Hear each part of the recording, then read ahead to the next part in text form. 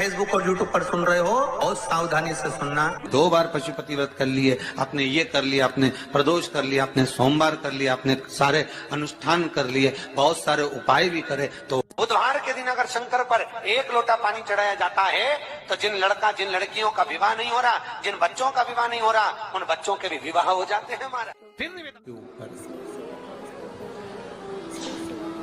स्वामी विवेकानंद जी के पास में एक व्यक्ति आकर बैठ गया और उस व्यक्ति ने कहा, मैं बहुत परेशान हूं,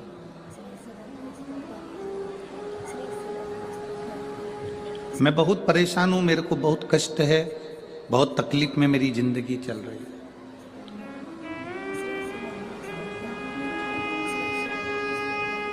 स्वामी विवेकानंद जी, मेरी परेशानी को समाप्त कर दीजिए। कल आपको कथा में कहा था, संत, साधु, गुरु 3 चीजों से दूर रहता है। जो गुरु नानक देव जी ने नामदेव जी को बताया था, 3 चीजों से संत, साधु, गुरु दूर रहता है। पहला नमस्कार, दूसरा चमत्कार और तीसरा नमस्कार। असली अगर गुरु है, असली अगर संत है, असली अगर साधक है, तो वो ये 3 चीजों से दूर है, उसको कोई मतलब नहीं इन 3 चीजों।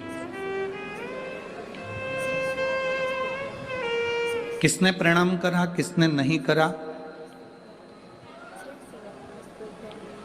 कौन ने भेंट चढ़ाई, कौन ने नहीं चढ़ाई, उससे कोई उसका मतलब नहीं, उससे कोई सब।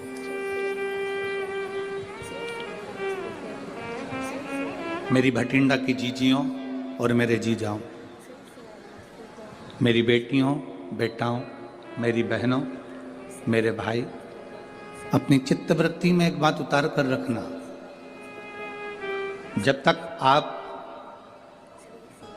शिव की शरण में नहीं गए तब तक दुख तुम्हारा है, और जिस दिन तुमने 1 लोटा जल महादेव को चढ़ाना प्रारंभ कर दिया तो तुम्हारा दुख महादेव का है। फिर तुम्हारा दुख तुम्हारा नहीं है, तुम्हारी तकलीफ तुम्हारी नहीं है, तुम्हारा कष्ट तुम्हारा नहीं है, फिर वो दुख महादेव का है।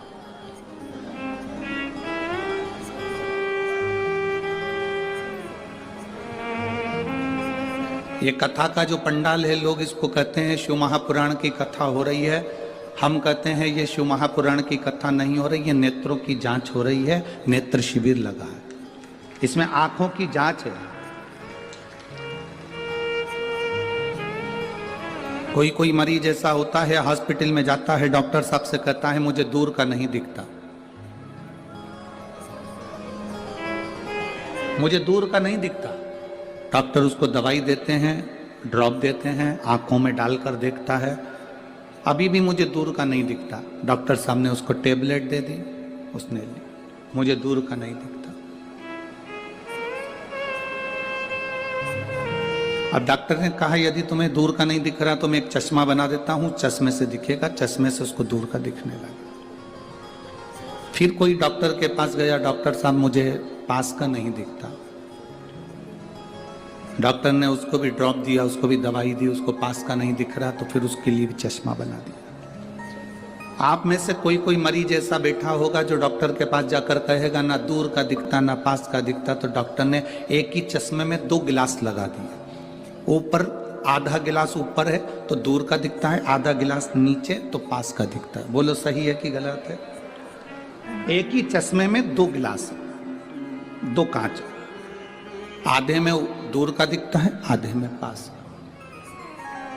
बहुत सारे मरीज डॉक्टर के पास पहुंचे और कहते हैं दूर का नहीं दिखता, पास का नहीं दिखता, पर आज तक ऐसा मरीज डॉक्टर के पास नहीं गया जिसने जाकर कहा हो कि मुझे इन नेत्रों से मेरा महादेव नहीं दिखता।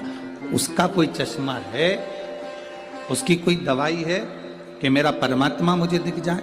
तो डॉक्टर भी कह देगा इसकी कोई दवाई नहीं है, इसकी दवाई केवल एक शिव महापुराण की कथा है, उसमें जाकर बैठोगे तो चश्मा लगाने की जरूरत नहीं पड़ेगी, वो आंखों में लेंस लगा देता है, उस लेंस से परमात्मा नजर आने लगता है कि शिव कैसा है, कृष्ण कैसा है, गुरु नानक देव जी की भक्ति कैसी है, भजन कैसा है, संत नामदेव जी की भक्ति कैसे, कीर्तन कैसा।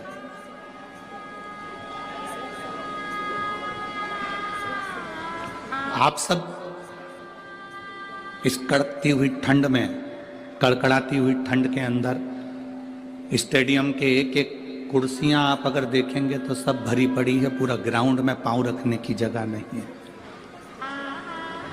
जितने लोग ग्राउंड के अंदर हैं उतने लोग ग्राउंड के बाहर जितनी दुकानें हैं उन दुकानों में जो टीवियां लगी हैं उनके पास में बैठकर कथा सुन रहा है।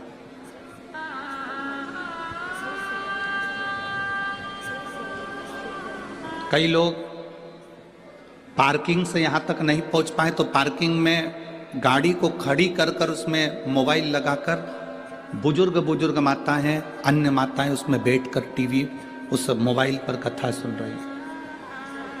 शायद भटिंडा के इतिहास में ऐसा भक्ति शायद भटिंडा वालों ने कभी नहीं देखी होगी जो